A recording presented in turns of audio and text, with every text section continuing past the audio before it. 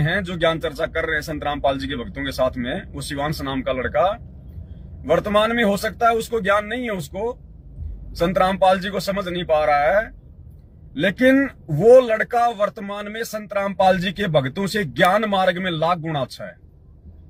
उस व्यक्ति को भले ही शास्त्रों की शास्त्र अनुकूल भक्ति का ज्ञान नहीं है, लेकिन उसको जितना ज्ञान है, जितना उसने अपने गुरुओं से सीखा है, जो शास्त्र विरुद्ध ज्ञान उसने अपने गुरुओं से सीखा है ना, उस शास्त्र विरुद्ध ज्ञान में भी वो संत रामपाल जी के भक्तों से लाख गुना बुद्धिमान है, लाख गुना बुद्धिमान।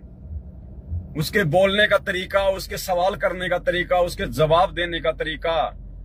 तो भाई आप लोग नहीं जीत पाओगे, क्यों फालतू में अपनी बेइज्जती करवाते हो? अपना वो बंदर जैसा थोबड़ा लेके तुम वहां पे बैठ जाते हो हैं मान बढ़ाई में आके, और जब तुमसे वो सवाल करता है, वो कांटे के सवाल करता है, वो बिल्कुल एक्यूरेट सवाल करता है, क्योंकि वो जिज्ञासु है, उसको शास्त्र अनुकूल भक्ति का कुछ नहीं पता, इसलिए उसके अंदर बहुत सारे सवाल हैं, शंकाएं हैं, और वो जानना चाह रहा है आप लोगों से, लेकिन आप लोग जवाब देने में समर्थ नहीं हो।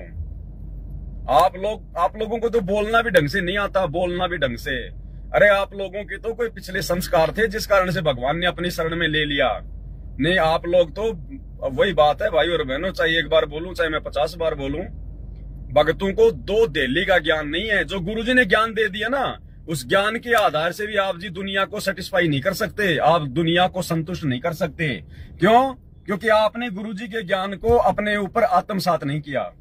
भक्तों ने संत रामपाल जी के ज्ञान को अपने जीवन में अमल नहीं किया, लागू नहीं किया, जिस कारण से ना तो उनको बोलने चालने का तरीका है कि सामने वाले के साथ में कैसे सवाल जवाब करें, कैसे उसके सवालों का जवाब दें, कुछ नहीं पता है।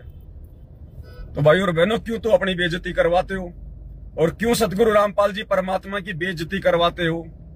अब जगत वाले तो यही सोचेंगे यार जैसा गुरु वैसे चेले होंगे, चेला तो उतनी बात करेगा जितना उसके गुरु ने समझाया है, जवाब तुम एक भी दे नहीं पाते उसकी बातों का। तो भाई और बहनों, ये काल की सूक्ष्म चाल है। वर्तमान में काल इस प्रकार की ज्ञान चर्चाओं के माध्यम से आप लोगों का समय बर्बाद करवा रहा है। आप लोगों की जो कीमती श्वासें हैं, जिनका प्रयोग हमने भक्ति में करना है, वो हमारी कीमती श्वासें काल बर्बाद करवा रहा है। अरे हमारा जन्म कोई ज्ञान चर्चा के लिए नहीं हुआ है, ध्यान रखना इस बात का।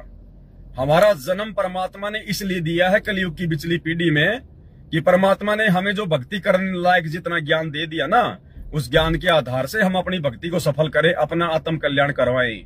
ये विद्वान की भूमिका, ये ज्ञान चर्चा करने की भूमिका हमने लाखों जन्मों में लाखों बार निभा ली है। हम बड़े बड़े शंकराचार्य भी रह चुके हैं, बड़े बड़े ज्ञानी भी रह चुके हैं, विद्वान भी रह चुके हैं। अब ये ज्ञानीपना छोड़ दो भाई, ये विद्वानपना छोड़ दो। तुम अपनी भक्ति तो ढंग से कर नहीं रहे, और दुनिया के सामने तुम लाइव ज्ञान चर्चा में आ रहे हो। तो भाई पहले तो अपना हुलिया ठीक करो, अपना थोबड़ा ठीक करो। तुम्हारे को तो ज्ञान चर्चा में ढंग से बैठना भी नहीं आता, बोलना तो बहुत दूर की बात है।